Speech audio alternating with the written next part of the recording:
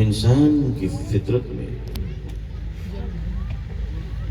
بوجھ برداشت نہیں ہے. انسان بوجھ کو نہ برداشت کرتا ہے نہ قبول کرتا ہے.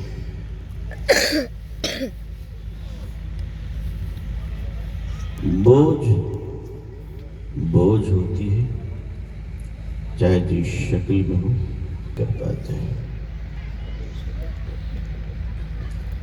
بوجھ اپنوں کا ہو یا غیروں کا، بوجھ تو بوجھ ہے.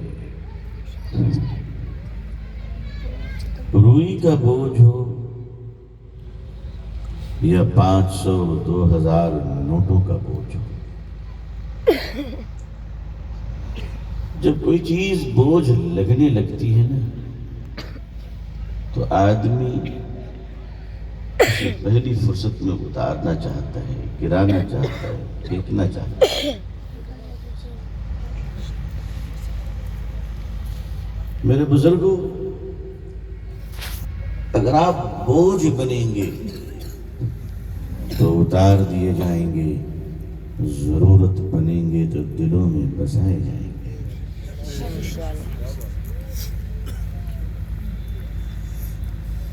بوجھ تو بوجھ. ایک ایسا جوڑا، ایک ایسے شوہر بیوی جن کی شادی کو بصحاب اولاد نہیں ہو رہی، بڑی تدبیروں کے بعد، علاج معالجے کے بعد، طلب اور دعاؤں کے بعد 10-20 سال کے بعد کوئی ایک اولاد ہوتی ہے بیٹے کی شکل میں. خاندان کے لوگ خوشیوں سے جھوم جاتے ہیں، اللہ کا شکر ادا کرتے ہیں، اور خاندان کا ہر فرد اس بچے کو گود میں رکھتا ہے. زمین پہ اترنے کا موقع ہی نہیں کہ پاؤں میلے ہو جائے. بڑی تمناؤں کے بعد ملی اولاد، بڑی خوشی اور محبت کے بعد ملی اولاد، خوشی اور محبت کے ساتھ ملی اولاد. ایسا بیٹا جب باپ کی گود میں ہوتا ہے تو 4-5 گھنٹوں کے بعد وہ بھی بوجھ معلوم ہوتا ہے. اور ایسی اکلوتی اولاد جب باپ کے ہاتھوں کو بوجھ معلوم ہونے لگے تو باپ اس بچے کو اتار دیا. اولاد جب بوجھ لگے تو ماں اتار دیتی ہے. اولاد بوجھ بن جائے ماں باپ اتار دیتے ہیں. اگر سماج پر بوجھ بنو گے ایک دن سماج تمہیں اتار دے گی. مجھے معاف کرنا، اگر ملت کے کاندھوں پہ بوجھ بنو گے تو ایک دن ملت بھی اتار دے گی.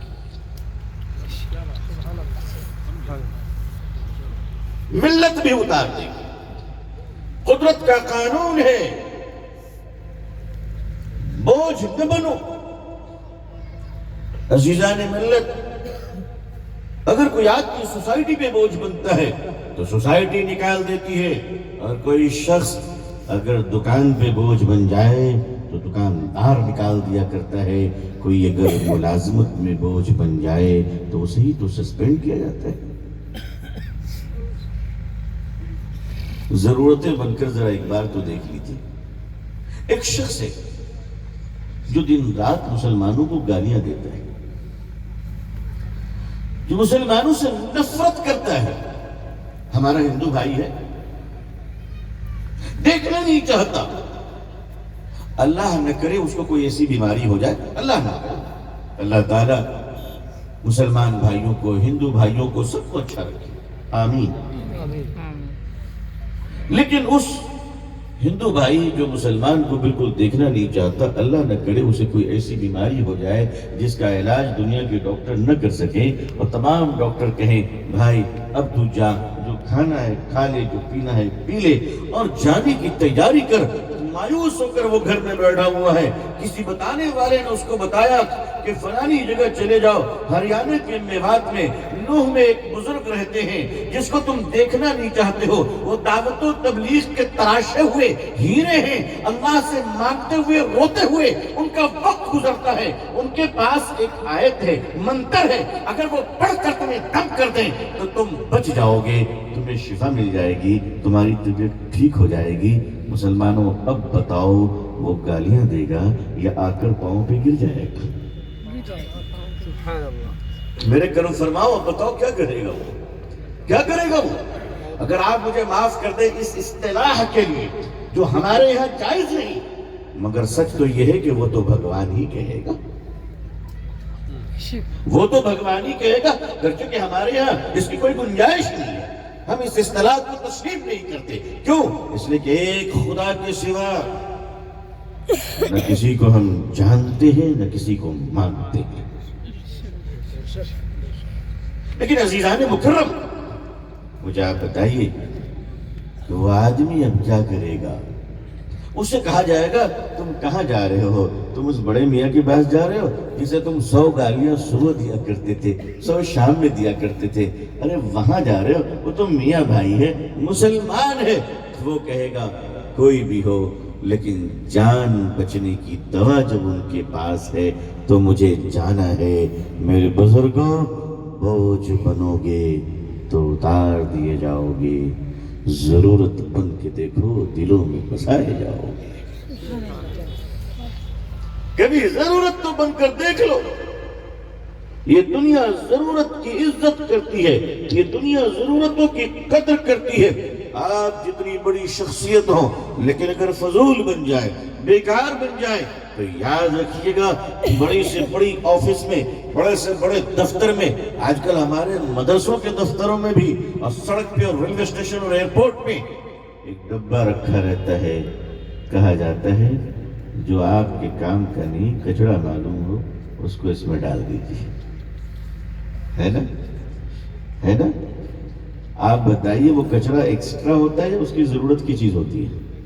ضرورت کے استعمال میں رہنے کے بعد اب جب وہ استعمال کے لائق نہیں ہے تو کیا کیا اس نے ڈسٹ بن میں ڈال دیا. عزیزان مکرم,